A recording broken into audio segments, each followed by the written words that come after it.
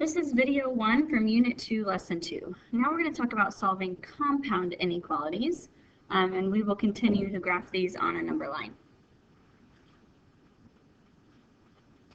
So compound inequalities use the words and or. Then they also have two-part graphs. So the and compound inequalities will look like what we have here. They don't actually say the word and, but when we are graphing them or talking about their solutions, we'll say the word and. They're going to look like this, where you have these two inequality signs and your variable in the middle between them. It's like that for a reason. That's really telling us that r is going to be between two values. So what I want to do is I want to isolate r in the middle. Okay, so I know I need to get rid of this minus 5, so I need to add 5 to both sides. But I actually have a third side, so I had to add the 5 over here as well. So since I have these two inequality signs, I have these two inequalities in one. Okay, so r stays in the middle. Negative 4 plus 5 is 1. Negative 1 plus 5 is 4. So what I have is this. R is in between 1 and 4. That means that R is greater than 1 and R is less than or equal to 4. So we read from our variable. Okay, so here's my solution. Now I need to graph that on a number line. So I'm going to mark 0, and I'm going to mark 1 and 4. Okay, at 1, the inequality sign here does not have an equal to part, so it's an open circle. At 4, it does, so it's a closed circle. And I need values that are greater than 1 and less than or equal to 4. So just the values in between here. So since r is between 1 and 4, I'm going to shade between 1 and 4.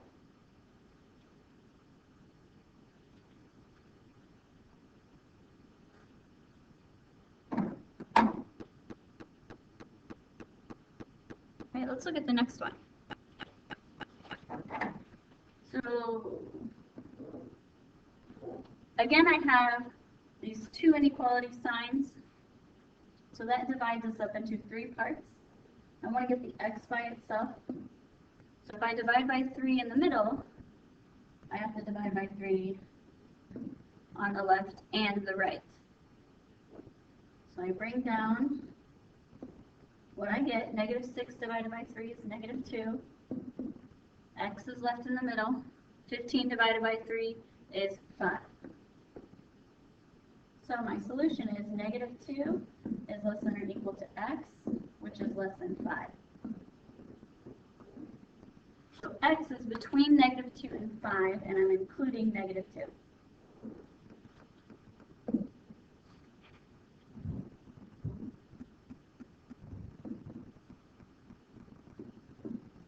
So I have a closed circle at negative 2 and an open circle at 5.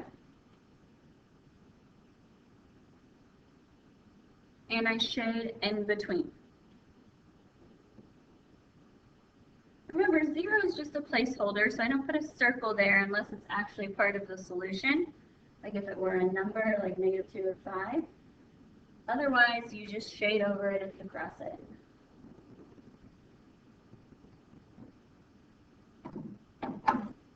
So those are what and inequalities look like. We have a few more here. These just have a couple extra steps.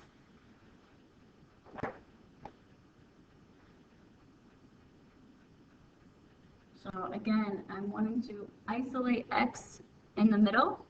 So the first thing I have to do is add 1. Make sure you go to all 3 sides.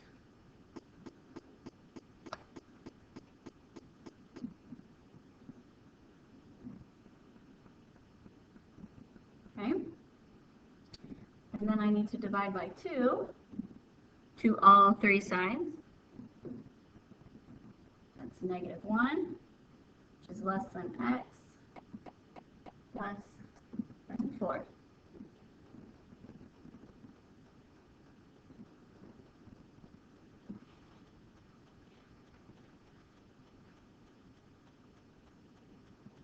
So to graph, I'm going to mark negative 1 and 4. Open circle at negative 1, open circle at 4, and I shade in between. Okay,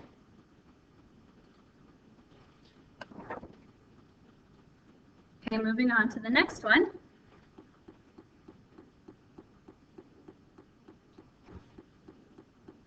I need to subtract 1 from all three sides.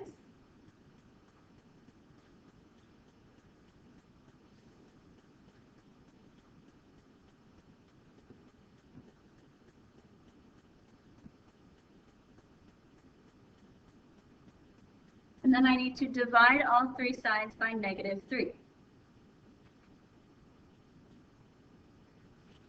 Remember our rule with inequalities. When you divide by a negative, you have to flip your inequality sign.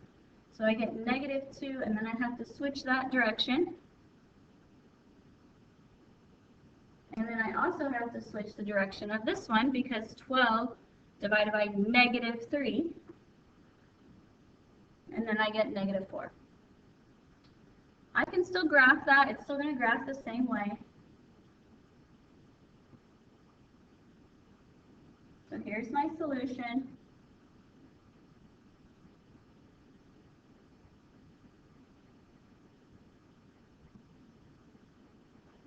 I have an open circle at negative 2 and a closed circle at negative 4. And I want to shade in between.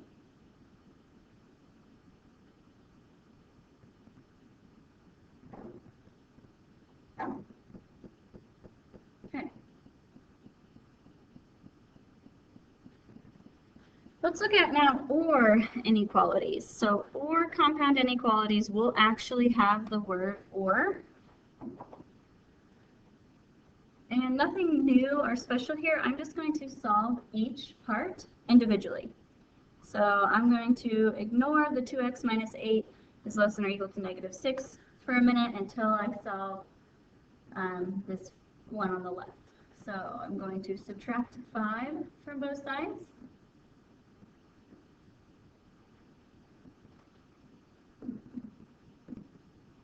(20 minus 5 is 15). And then I will divide by 3. And I get x is greater than 5. Or, so I know I'm going to have an or. And then I'll come over and now I'll solve the other one. So this is just a normal two-step inequality.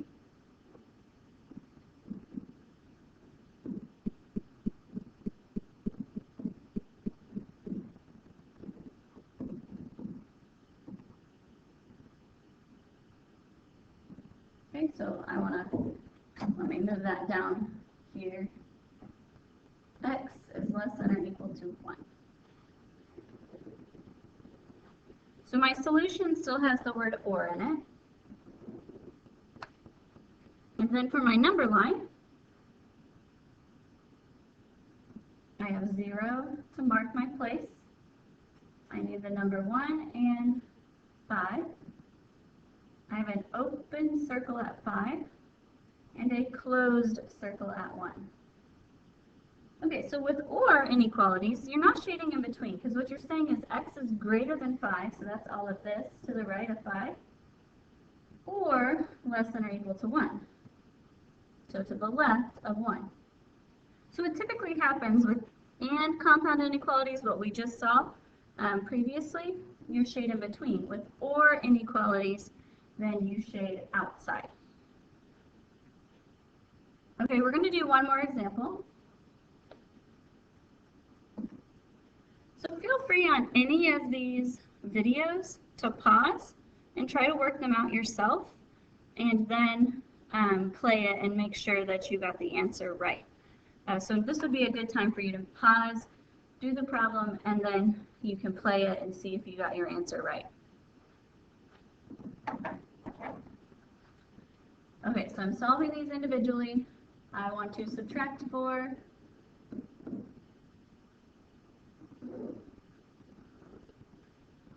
So I get negative 6x is less than or equal to negative 24. Divide by negative 6. When you divide by a negative number, you have to switch your inequality. So the 6 was negative, what I was dividing by is negative, so I had to flip the direction, even though I still get a positive solution. It's what you divide by.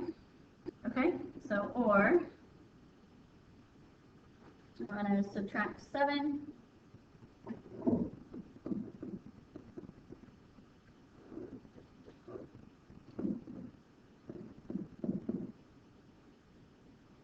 Okay, so I'm just going to rewrite it so it looks nicer. X is greater than or equal to 4, or x is less than or equal to negative 6.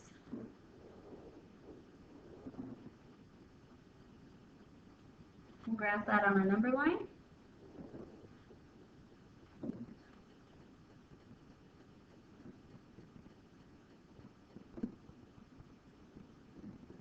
Okay, I have a closed circle at 4 because of the equal to, and I have a closed circle at negative 6 because of the equal to.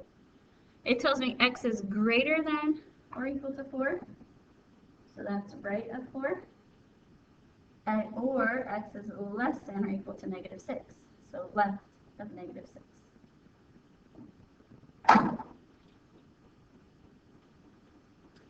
Okay, that is all for this video.